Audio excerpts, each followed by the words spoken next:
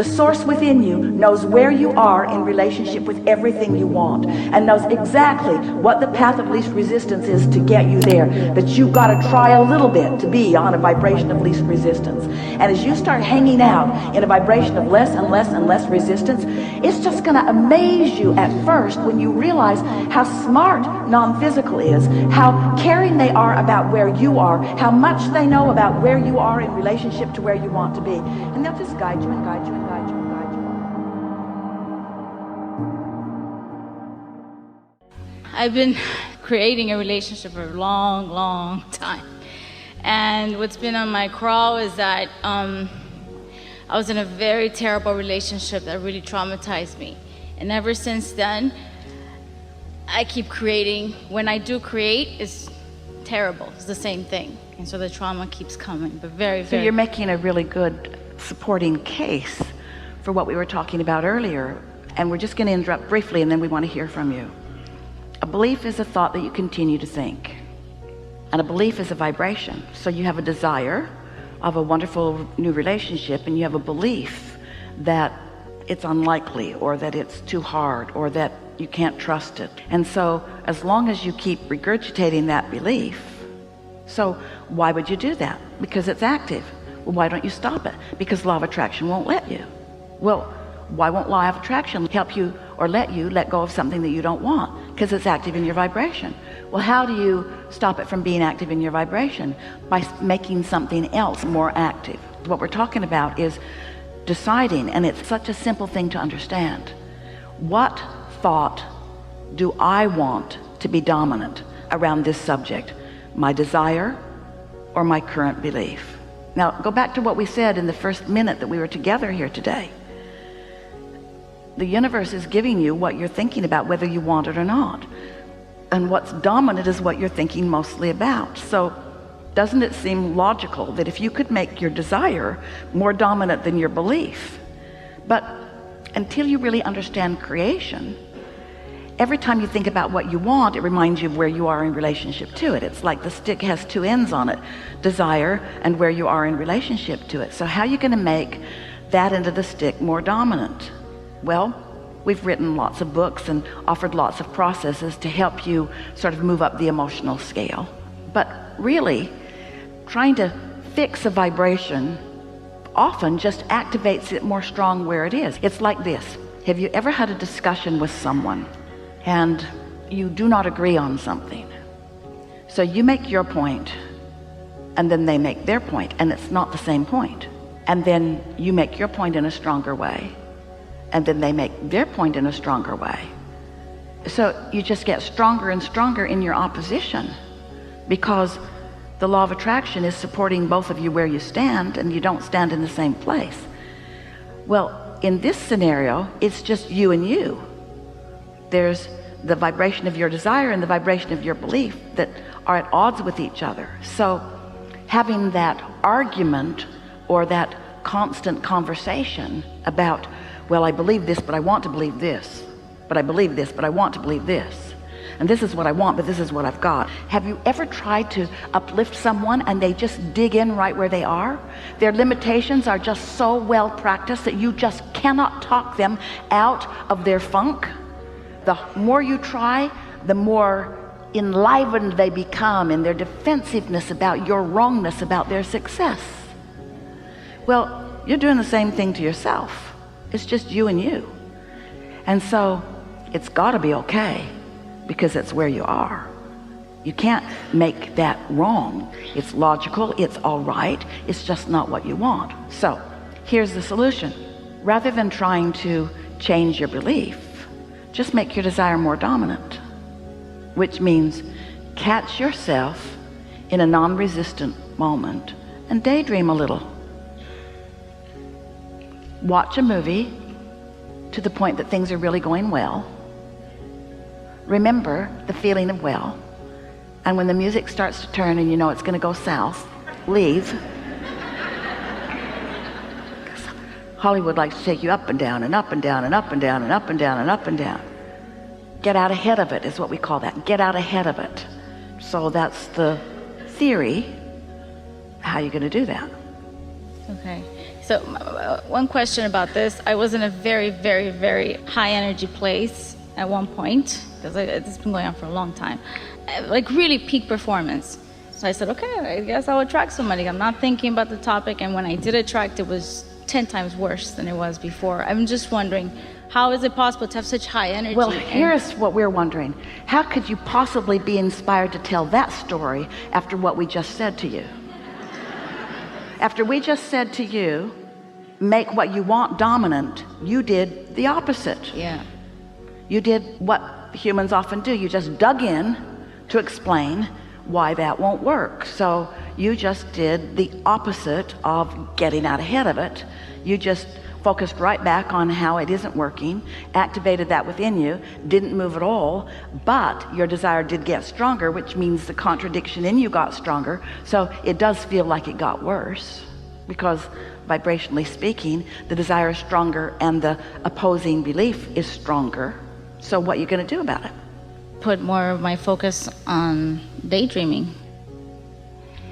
That's a really good idea. So for the benefit of this conversation and for expediency in terms of time and accomplishing something here in this moment, we're going to step back from where you stand, and we're going to focus upon what's in your vortex, and we're going to express vibrationally, Esther will translate it verbally, a relationship rampage.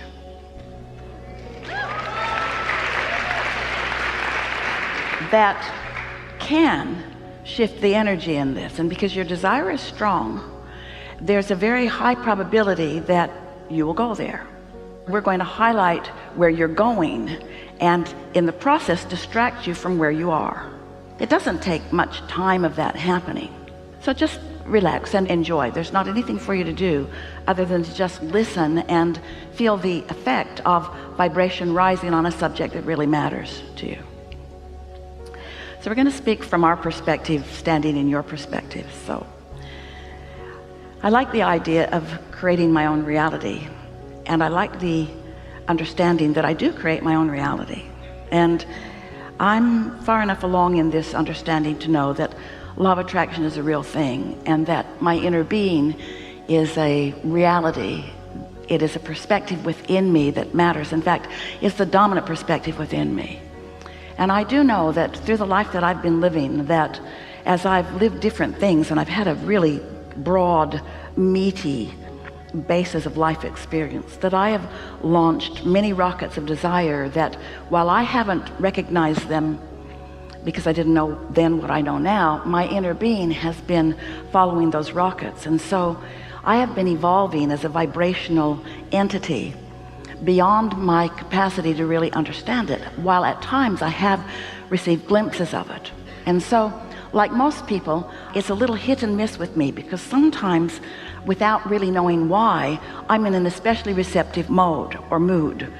And when I am, and I get an impulse and I follow it, there's often a really immediate payoff for it. And more, I'm making the association between being in that place and what comes next. In other words, my own cause and effect, my own vibrational state of being and what comes next are becoming more obvious to me. And so I know for sure that I have a more hands-on relationship between me and my inner being, and me and my emotional guidance system, and me and my energy, and me and my desires than I ever had before. And so because I know that, it makes nothing of my past relevant, except that the past has created a magnificent now vibrational reality, which will be a future manifested reality, which really is going to serve me and surprise and delight me, so that I know I'm on my path. I can feel that my path is a really good one, and I can feel that the things that I desire that are coming more and more into my clarity matter a lot. I suspect that there are things in my vortex and combining of things in my vortex that are so intricate that I cannot really define them. I'm not sure, I don't even think that I could articulate exactly what I'm wanting in a relationship. And I know for sure that I hold back on doing that, because if I ever said it out loud, people around me would laugh, because hardly anybody is living the kind of relationship that I want. And so when you speak out in the open about what you want that others don't believe, then you just activate within them their doubt. And because I am empathetic and you are. I'm very sensitive to energy, and you are. I pick up on what others think, and then I superimpose what they think over what I think, and then I sort of shoot myself in the foot. And now I'm understanding that that is a tendency. I'm no longer going to talk out loud about things that really matter to me, because I don't need that introduction of that stuff into my energy. I understand, I really know that there is a vibrational relationship that has already been created, and that my inner being knows exactly how to guide me to it. And there's no reason for me to feel iffy about it, because there's no if about it. There is a little question of when, but there's no question about if. It is a sure thing. I know that for me, in my vibrational reality, in my vortex of creation, there is another person who is sensitive to energy too, who is exploring personal guidance system too. Someone who wants to be expansive, someone who will not be dependent upon me for anything, someone who also will click in to their vibrational reality and will let the source energy that calls them forward call them forward, someone who will not need me to shore them up. I will never have a relationship of codependency, because there isn't anything that I need from anyone or that they need from me that is a good idea for either one of us to look toward either one of us for, because there is a resource, a cache of energy flowing that will support all things. This is the energy that creates worlds that is available to me. It's so exciting for me to know that my inner being knows what I'm asking for in detail, and to the degree that I can't even articulate, but I can feel it. I do know emotionally that what I'm looking for is there. Now, I can define it in some ways. I know that being with this person just is so uplifting in nature. I know that it brings out the funny in me, the best in me, the balance in me, the whole in me. I know that it brings out the love in me, the appreciation in me. I know that when I'm with this person, that my ability to appreciate will be enhanced so tremendously, because when two people get together in appreciation and therefore in alignment with who they are, that collective energy, which is what happened when we saw the two of them light up the way they did, that collective energy is more powerful than millions who are not. And so this is not an if question. This is just a question of how much do I understand law of attraction? Enough. How much do I understand my own guidance system? Enough. How eager am I for these things that I'm asking for? Really, really eager. How willing to let it unfold in a natural and comfortable unfolding am I? Really willing to let it unfold. And most of all, how ready am I, moment by moment, to expect wonderful things to show themselves to me along this path of unfolding? Now,